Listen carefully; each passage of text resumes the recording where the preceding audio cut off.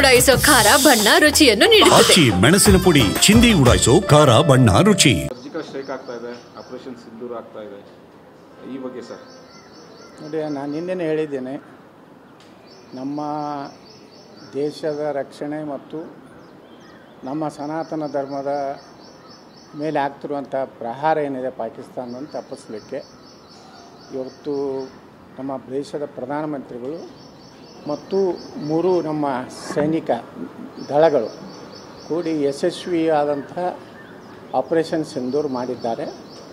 ಅದಕ್ಕೆ ನಾನು ರಾಜ್ಯದ ಜನತೆಯ ಪರವಾಗಿ ಪ್ರಧಾನಮಂತ್ರಿಗಳನ್ನು, ನಮ್ಮ ಭಾರತೀಯ ಸೈನಿಕರನ್ನ ಹೃದಯ ತುಂಬಿ ಅಭಿನಂದನೆಯನ್ನು ಸಲ್ಲಿಸ್ತಾ ಇದ್ದೀನಿ.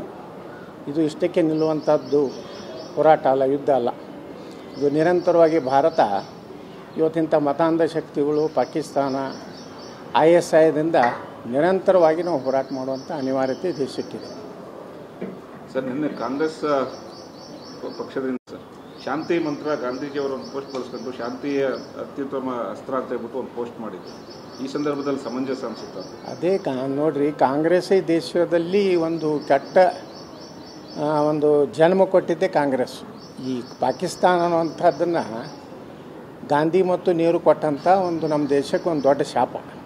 ಅದು ಇನ್ನೂವರೆಗೂ ಯಾಕಂದರೆ ಬಾಬಾ ಸಾಹೇಬ್ ಅಂಬೇಡ್ಕರ್ ಅವರು ಹೇಳಿದರು, ಭಾರತ ಮತ್ತು ಪಾಕಿಸ್ತಾನ ನೀವು ವಿಭಾಗ ಮಾಡಬೇಕಾದ್ರೆ ಇಲ್ಲಿರುವಂಥ ಕೊನೆ ಮುಸ್ಲಿಂ ಪಾಕಿಸ್ತಾನಕ್ಕೆ ಹೋಗ್ಬೇಕು, ಪಾಕಿಸ್ತಾನದ ಕೊನೆ ಹಿಂದೂ ಭಾರತಕ್ಕೆ ಬರಬೇಕು. ಎಲ್ಲಿವರೆಗೆ ಮುಸ್ಲಿಮ್ರು ಈ ದೇಶನಾಗ ಇರ್ತಾರೆ ಅವರು ಶಾಂತಿ ನೆಮ್ಮದಿಯಿಂದ ಇರುವುದಿಲ್ಲ ಮತ್ತು ಅವ್ರು ಎಂದೂ ದೇಶಕ್ಕೆ ನಿಷ್ಠರಾಗಿರುವುದಿಲ್ಲ. ಮತ್ತೊಂದು ಧರ್ಮದ ಜೊತೆಗೆ ಸಹೋದರತ್ವ ಅನ್ನೋಂಥದ್ದು ಅವರ ಧರ್ಮ ಗ್ರಂಥದಲ್ಲಿ ಇಲ್ಲ.